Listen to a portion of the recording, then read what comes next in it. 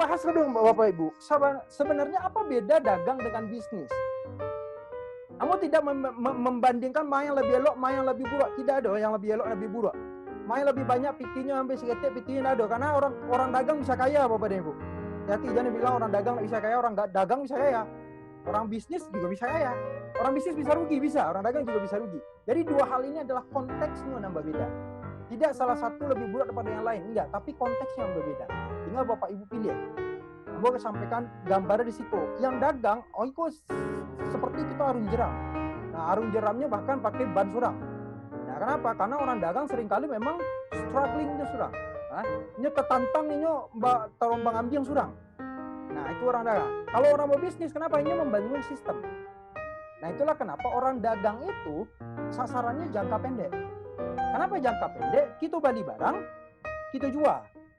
Jual harganya lebih tinggi, marginnya dapat gitu. Orang dagang. Tidak ada yang salah dengan itu, tapi kita dapat tinggi. Jangka pendek, langsung. Tapi kalau orang bisnis, proyeksinya jangka panjang. Videonya lu bisa langsung dapat. Beli barang, kita jual. Belum tentu marginnya dapat di situ. Kenapa? Orang bisnisnya membangun sistem jangka panjang. Mungkin jual pertamanya jual rugi. Nah, itulah yang dilakukan beberapa startup sekarang ya unicorn yang kita sebut sebagai bakar uang di awal, invest di awal, istilahnya. Kenapa? Dia ingin mendapatkan profitnya, keuntungannya untuk beberapa tahun yang ke depan, Bapak Ibu di sana. Jadi sasarannya orang dagang dan orang bisnis beda. Orang dagang itu jangka pendek. Beli barang kini besok jual.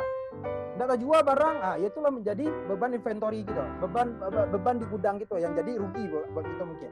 Nah, tapi kalau orang berbisnis pemikiran jangka panjang, barangnya beli barang, barangnya memutanya, barangnya nanti sistemnya mungkin di awal jual rugi, tapi nanti jual untung. Nah, ini membentuk sistem.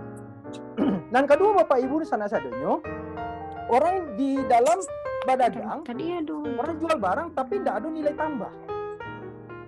Bahkan ada nilai tambah karena kita membeli barang lah jadi dan kita menjual balik. Itu tidak ada membawakan nilai tambah. Nilai tambah yang kita lakukan palingnya hanya adalah kegiatan marketing yang ditambah. Nah, itu yang kita lakukan. Ya. Lalu belum nanti kalau orang berbisnis nilai tambahnya membangun nilai tambah. Berarti orang berbisnis tuh dia memproduksi. Orang dagang menjual barang jadi. Kalau orang bisnis dia melakukan produksi. Walaupun produksinya hanya seketik dan ditambahkan. Ya.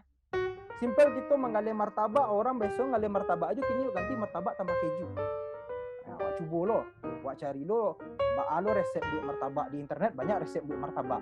Lu pernah orang buat martabak kubang tambah keju? Kok mau awak buat dulu? Di Bandung aja Indomie orang dia buat mie rebus lagi keju Bapak Ibu misalnya kan. Nah, itu ada nilai tambah. Nah, permasalahan kita orang berbisnis bahan nilai tambah adaptif enggak dengan konsumen kita, dengan sasaran kita. Jadi yang kedua Bapak dan Ibu, orang dagang tidak memikirkan nilai tambah. Orang berbisnis kan nilai tambah. Lebih baik kerajuannya, iya.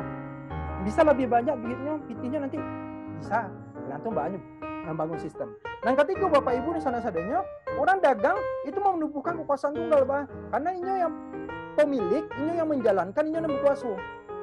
Kenapa susahnya membuat sistem? Kenapa susah membuat sistem? Karena ini yang kerajaan anak buahnya karyawan. Kenapa mengerajaan anak karyawan? Karena tidak ada produksi. Jadi gampang ditiru. Lah tahunya di mana beli murah, hanya anak buahnya bisa beli situ tuh. Tagak surang lagi deh. Karena itu dagang. Karena dagang tidak ada nilai tambah, dia tidak membentuk nilai tambah. Nilai tambahnya paling hanya adalah di individu yang menjual, di individu ownernya, di individu orang yang melakukannya. Tidak memproduksi nilai di barang yang dia jual Bapak Ibu. Beda dengan bisnis kita menambahkan apa? Kita membangun sistem. Ya.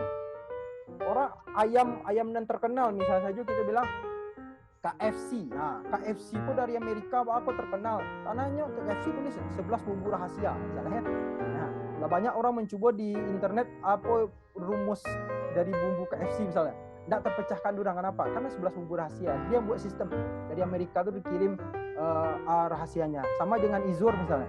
Izur rumah makan pagi sore terkenal dengan rendangnya. Banyak orang buat rendang, tapi rendang pagi sore beda rasanya.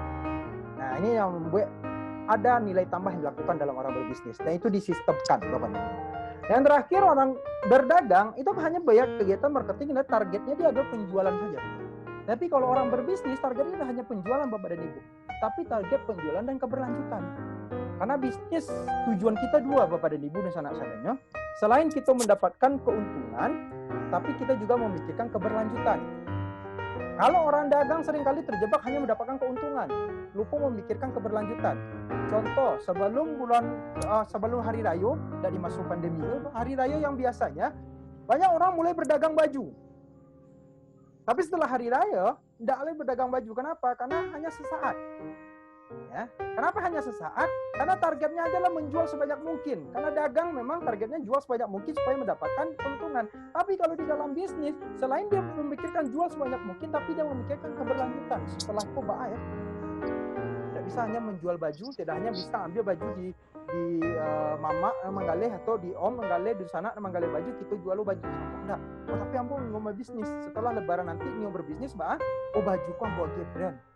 Ambo lagi merek, ambo lagi apa surang, label surang, ambo jual dengan pasar yang berbeda di mama ambo yang menjual di pasar misalnya Tanah Abang, Senen, atau di Mama Mengalih. Nah, ini mulai pola berbisnis yang berpikir. Kenapa? Karena ada dia memikirkan selain keuntungan, dia juga memikirkan keberlanjutan.